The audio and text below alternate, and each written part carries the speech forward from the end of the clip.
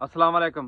आ बंदे शादीशुदा होके ते बड़ा बड़ा ख्वाहिश रखते हैं कि सारी रात फेसबुक व्हाट्सएप ते बीवियां नाल गल्लां करनियां या जनानियां फसानियां या कुड़ियां इस तरह दियां बगैरतियां करनियां। मैं ना अगर तुसी ये शौक रखदे जे ना दिल दे विच ते जरा थोड़ा जिहा ना इत्थे हत्थ रख के सोचियो जरूर कि अगर तुहाडी जनानी सारी रात किसी होर नाल गल्लां करे फेसबुक या व्हाट्सएप ते, अगर तुसी इंटरनेशनल बगैरत ना होए ते तुसी अपने शौक नप दिओ उत्थे। होर भी तुहाडे दिल च बड़ियां बड़ियां चंगियां ख्वाहिशां होणगियां, ਉਹ ਪੂਰੀਆਂ ਕਰੋ। ਇਹ ਬਗੈਰਤੀ ਦੀਆਂ ਖਵਾਇਸ਼ਾਂ ਛੱਡ ਦਿਓ ਇੱਥੇ। ਮੈਂ ਨਾ ਅਗਰ ਅੱਜ ਤੁਹਾਡੇ ਬੀਵੀ ਬੱਚੇ ਕਮਜ਼ੋਰ ਨੇ ਨਾ ਤੇ ਕੱਲ ਨੂੰ ਜਦੋਂ ਤੁਸੀਂ ਬੁਢਾਪੇ ਦੀ ਚਾਦਰ ਓੜਨੀ ਹੈ ਨਾ ਤੁਸੀਂ ਵੀ ਕਮਜ਼ੋਰ ਹੋ ਜਾਣਾ। ਅਗਰ ਤੁਸੀਂ ਅੱਜ ਆਪਣੇ ਬੀਵੀ ਤੇ ਬੱਚਿਆਂ ਦੇ ਨਾਲ ਮੁਖਲਸ ਨਹੀਂ, ਉਹਨਾਂ ਦੇ ਨਹੀਂ ਬਣੇ ਤੇ ਕੱਲ ਨੂੰ ਤੁਸੀਂ ਕੀ ਉਮੀਦ ਲਾਓਗੇ ਕਿ ਔਲਾਦ ਤੁਹਾਡੇ ਨਾਲ ਮੁਖਲਸ ਹੋਏ ਦੀ? ਉਹ ਬੀਵੀ ਬੱਚੇ ਤੁਹਾਡੇ ਨਾਲ ਮੁਖਲਸ ਹੋਣ ਦੇ? ਉਹਨਾਂ ਵੀ ਤੁਹਾਡੇ ਨਾਲ ਕੋਈ ਮੁਖਲਸ ਨਹੀਂ ਜੀ ਹੋਣਾ।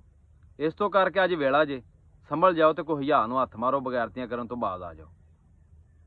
ਬਾਕੀ ਮੇਰੀ ਦੁਆ ਹੈ अल्लाह पाक सब नूं नेक हदायत देवे ते खुश रहो।